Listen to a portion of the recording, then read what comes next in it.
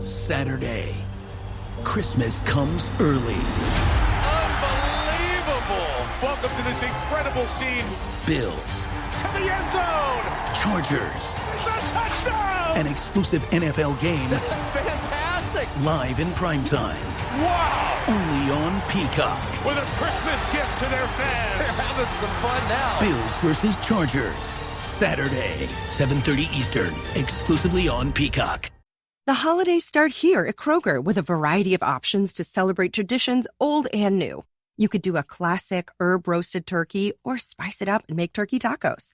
Serve up a go-to shrimp cocktail or use Simple Truth wild-caught shrimp for your first Cajun risotto. Make creamy mac and cheese or a spinach artichoke fondue from our selection of Murray's cheese. No matter how you shop, Kroger has all the freshest ingredients to embrace all your holiday traditions. Kroger, fresh for everyone. Thanks for choosing this free Anfield Index podcast.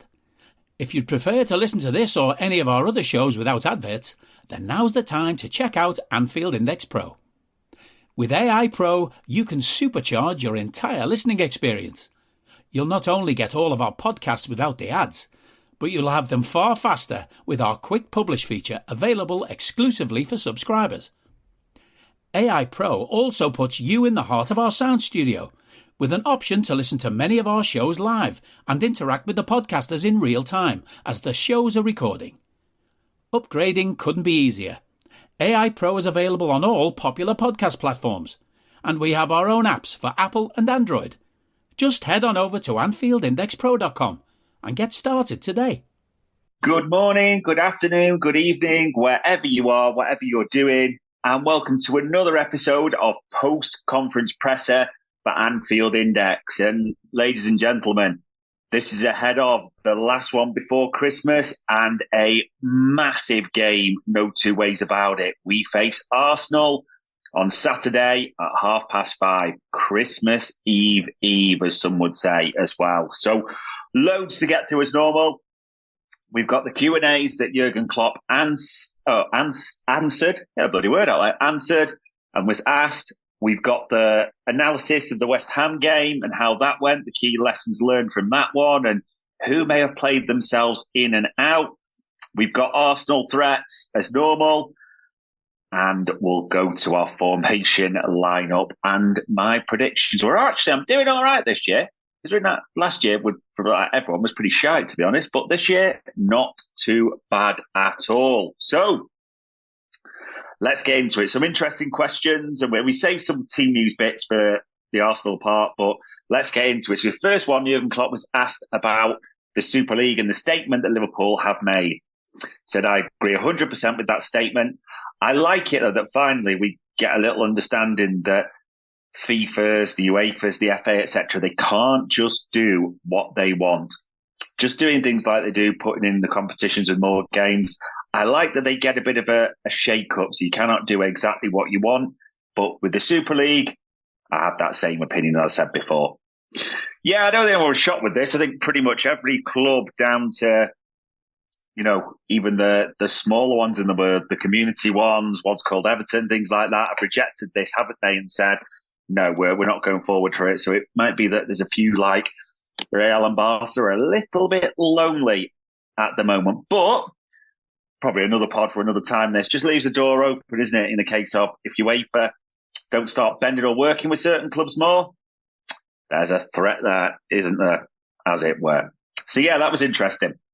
Now, the inevitable question came up about Vinny O'Connor. Sky asked about the atmosphere, because everyone knows what Jurgen said, and obviously it's been the whole debate all week. So he spoke for quite a bit on this. So make sure you got your ears pinned back for this one. Listen carefully.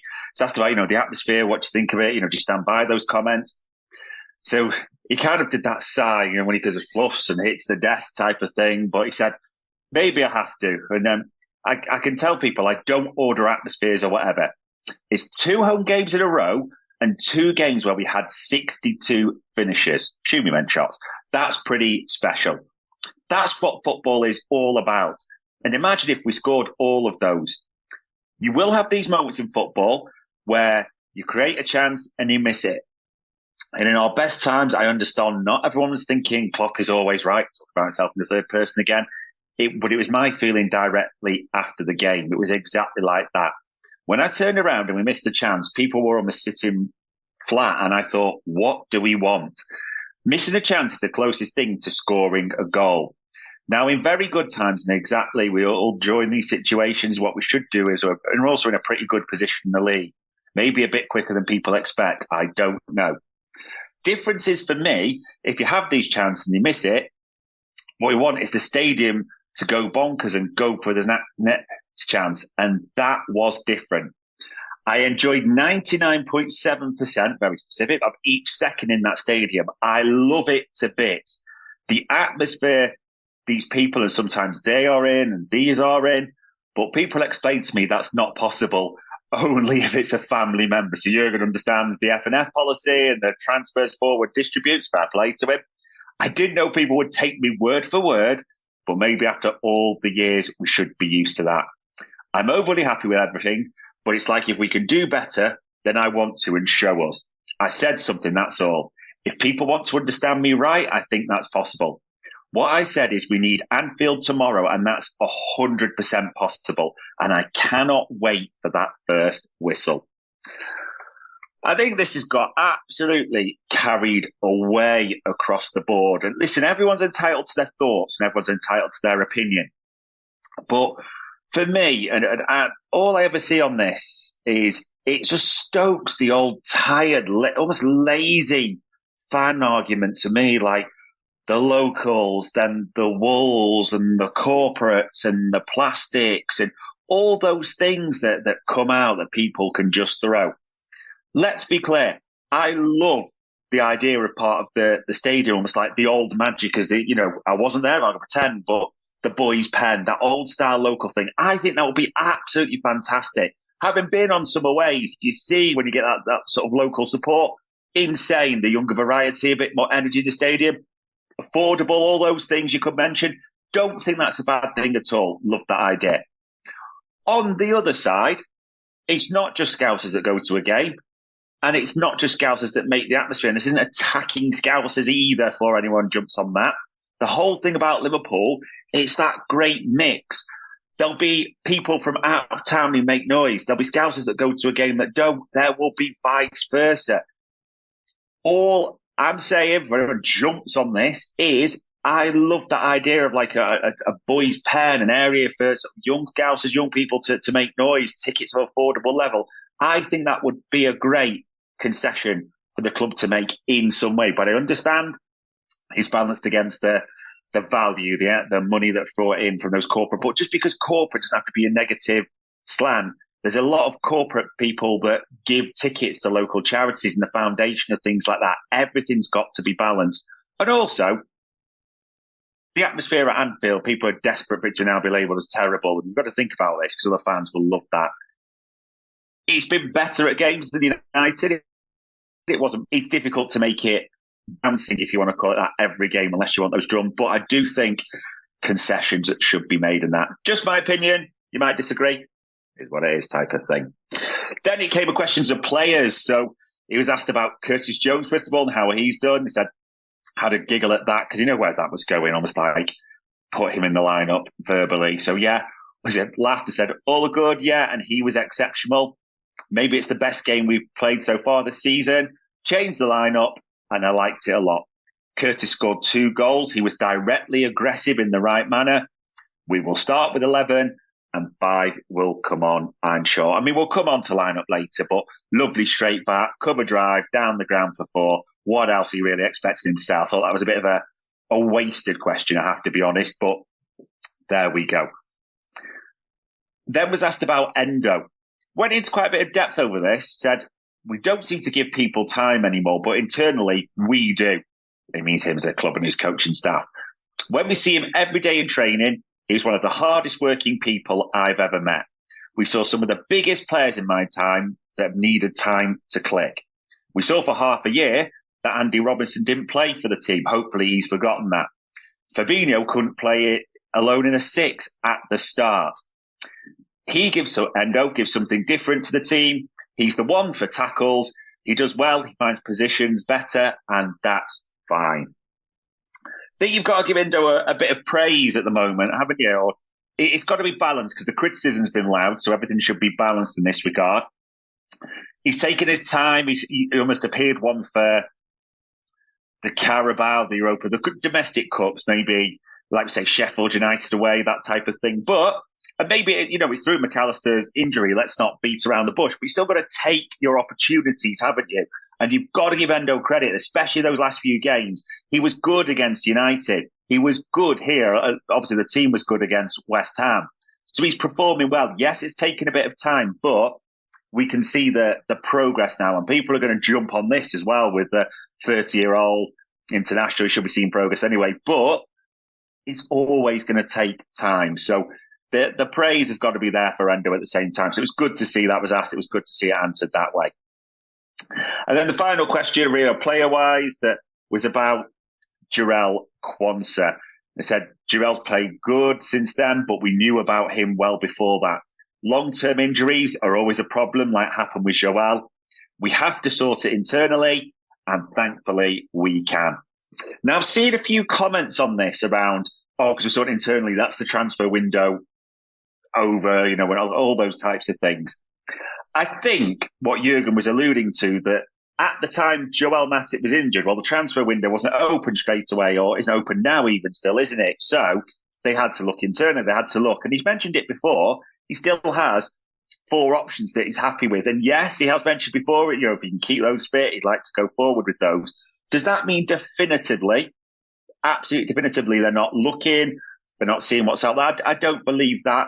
Suspicion still leads me to believe that. I don't think, unless there's a change, any other defender or midfielder, could well be wrong, is coming in. But I think that comment was more an answer, or the answer, was more an alluding to that rather than anything else. There was other questions about, a question about comments I made about Burnley. And as you said, I was being flippant about it. It wasn't being derogatory towards Burnley.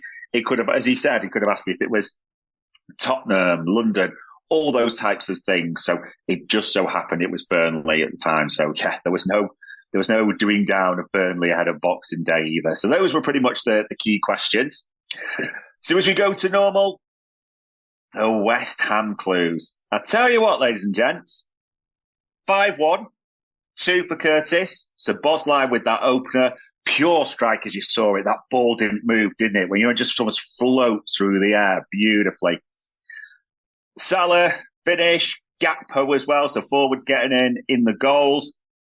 Even Nunes getting assist, Trent getting on for about 5 minutes and got 2. So honest thoughts on the performance.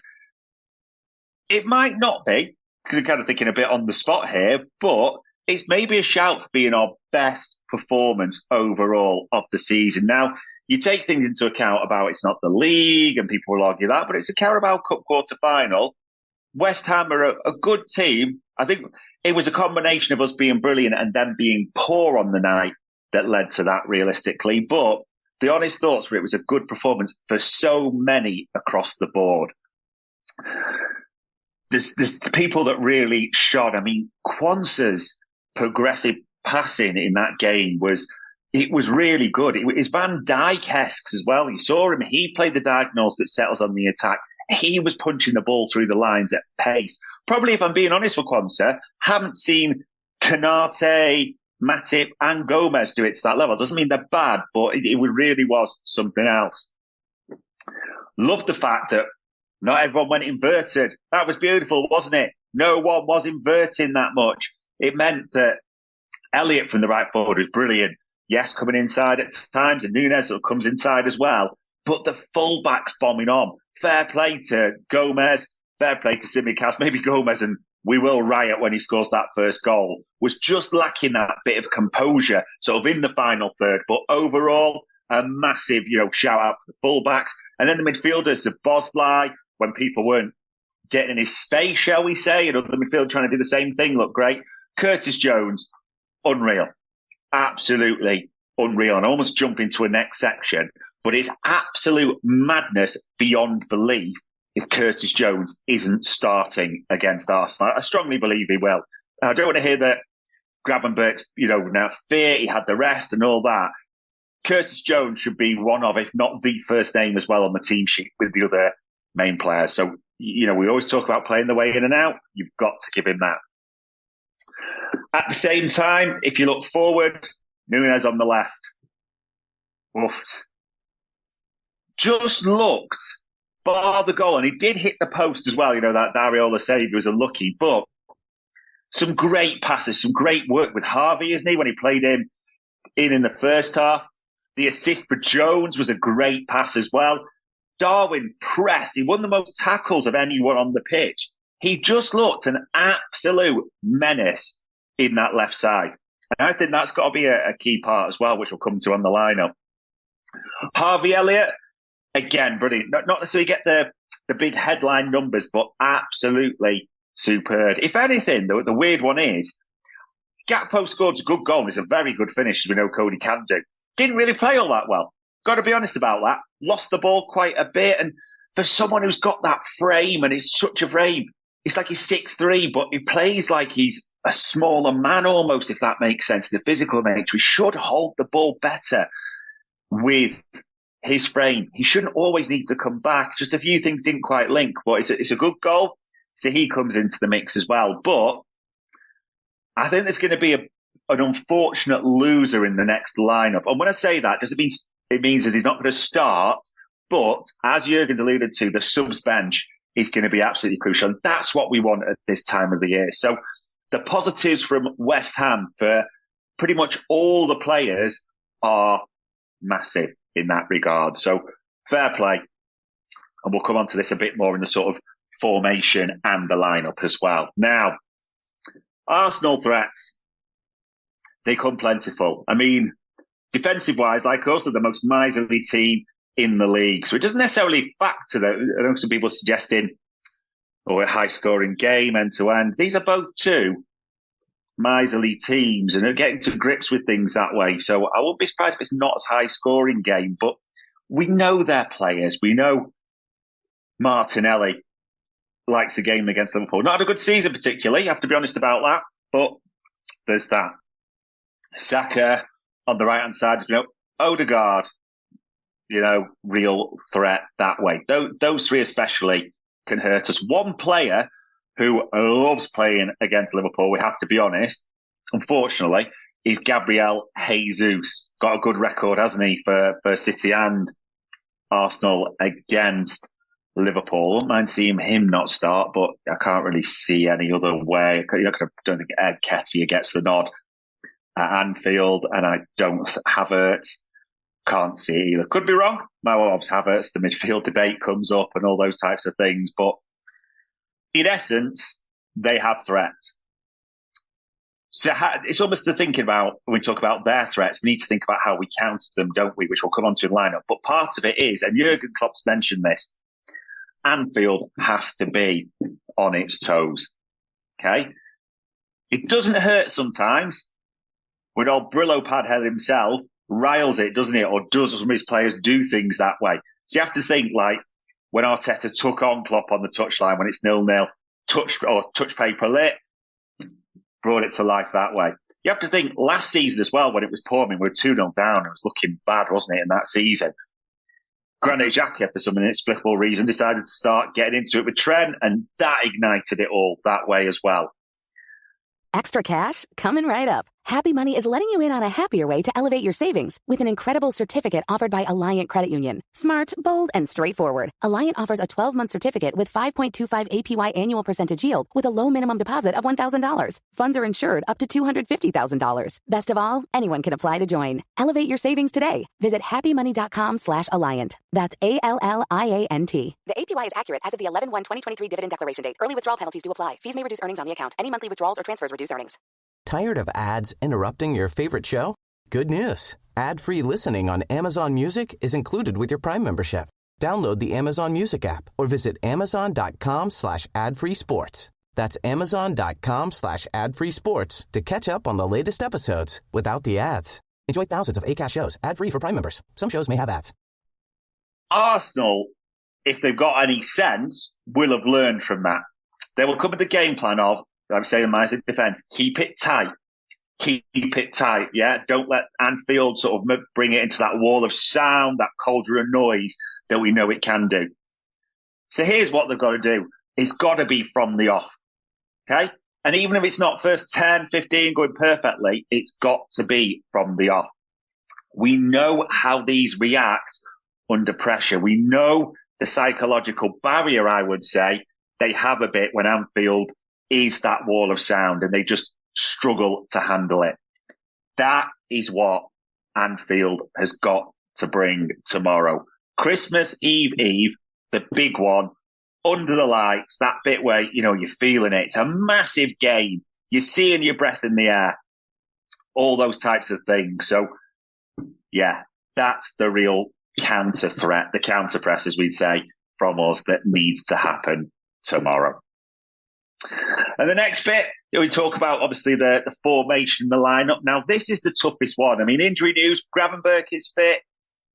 Bad news, unfortunately, for this game on Jota and McAllister. They are not going to make it, as Jurgen Klopp says, closer and closer, but there's that. Gave a detailed answer as well as a kind of a side note on Andy Robbo. So I mentioned we need to be a little bit patient. He's doing all the physical work, as in like training, the running and all those bits, but he's not allowed yet back for the full ball training. And the simple reason is, as we kind of knew, it's his shoulder. It's the risk there. But we hope he'll be allowed in a short time and that he'll be back in January.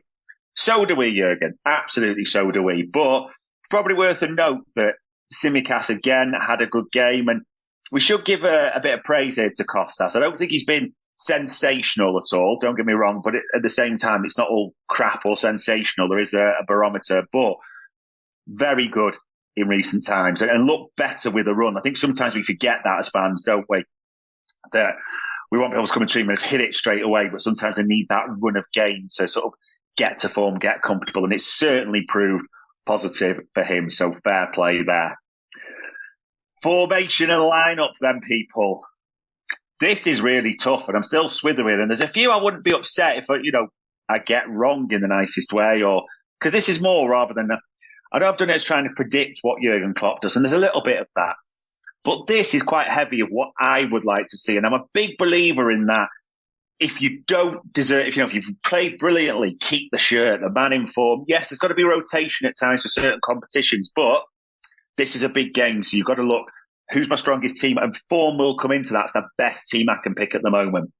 So certain positions pick themselves. So Alisson to the back, Tsimikas left back, Van Dijk, Konate. Now, there's some people who said, I don't think this is foregone conclusion in this regard. I mean, what Kwanzaa said, he played well. Yeah, he did. He absolutely did. And progressive passing, brilliant. There's just one thing we found out a little bit with Kwanzaa. There's only a small weakness. It's not a glaring weakness. It's on the spin backwards. He isn't the quickest. Probably the way I think about him is his acceleration on the spin. It's like, do you remember in the old days where you used to play Bowser or Donkey Kong on Mario Kart? Do you remember when he selected them? Their acceleration was naff, but their top speed was pretty high. It was that on the spin, wasn't it? If they hit a wall or something like that, take them a while to get chugging along and going in Mario Kart. But when they hit top speed, smashing people out the way and all that. That almost reminds me of what Kwanzaa's like. I think we found that out a few times. His top speed's good. He's not a slow player, but just on the turn, there's maybe something a bit not quite there. Konate's quicker on that spin that way. So also with his aerial power as well, he's Konate and BVD. Right back, Joe Gomez for me. Played really well. Christ, he nearly scored, and we'll go insane if Joe Gomez gets one, especially in a big game. But especially against Martinelli, I think a good defender there will help as well. And also, I've got Trent in a different position because I wasn't going without Trent playing. Let's be clear on that. But Gomez, I think that gives us the most solid base, shall we say, in this one for the defence. So I've got Gomez at right back. Midfield, Jones, no-brainer on the left. Szoboszlai, no-brainer on the right. In the six, people will shout at this, and I will get it, because Wataru Endo, for me, is going to be hugely unlucky to sit out. And he could ask those questions and say, hey, United, wouldn't disagree with any of that for a second. But I play Trent there in this one. I genuinely do. Trent in the 6. That won't be popular with a lot of people, but I do think he can be quite good in this one. And it also just allows the midfield to have sort of that creative, that pressing energy as well that Trent, Szoboszlai and Jones bring. I think that the energy, that legs they will bring. Yes, people will argue Endo's a natural 6. I'm not debating that as well, but look what Trent did on the pitch. See how many chances he created in that short space of time. Insane. 2 assists in a short space of time. Insane. I think someone in there that can get on the ball and dictate it. Not that Endo's bad, but will just be absolutely crucial. And the other 2 will have that option. Up front, may surprise people a bit, this as well. Núñez on the left. I don't think that will be the one that surprises people, don't get me wrong. I think it's unfortunate, but we're just not seeing anything hardly from Luis Diaz at the moment. And that was even after the week's rest.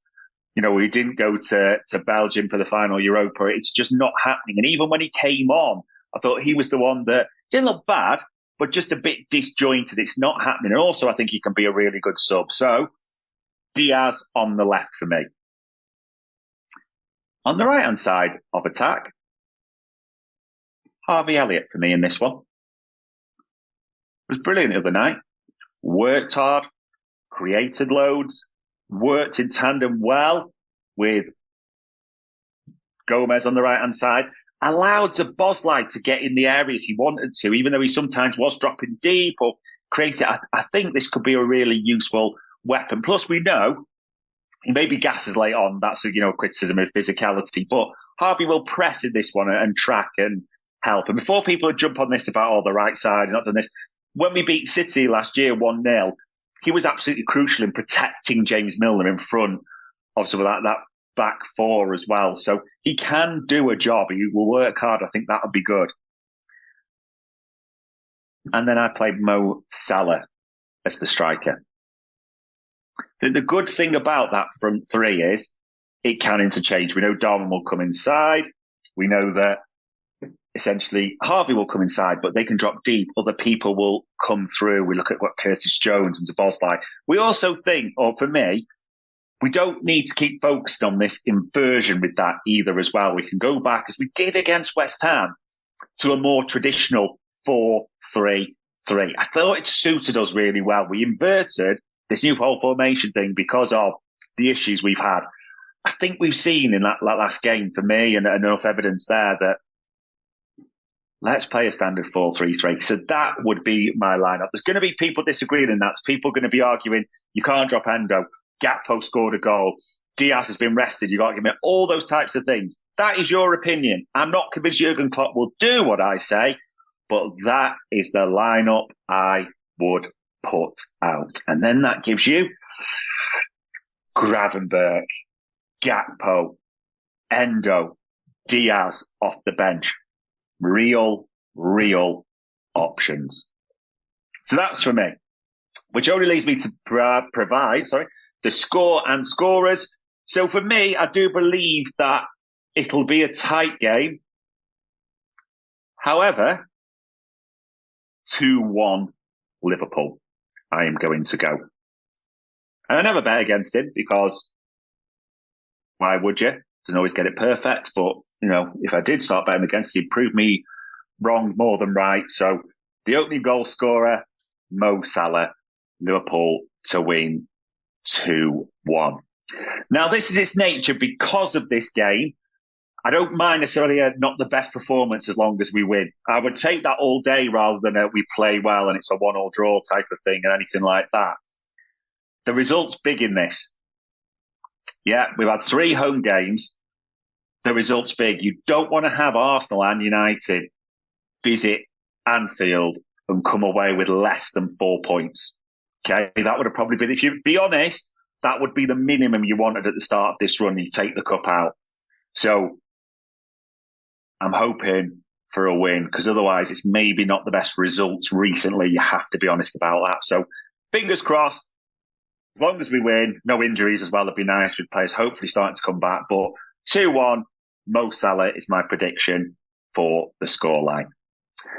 And that, ladies and gents, is the last time I will speak to you before Christmas. So please enjoy yourself. Please have a nice time. Please stay safe, show love to all Reds. But all it leaves me to say is that was another post-conference presser for Anfield Index. We hope you enjoyed listening to this Anfield Index show. Please be sure to subscribe to our channel so future podcasts find their way to your device automatically. There's nothing quite like fan engagement, and we'd love to know what you think of anything discussed on this show.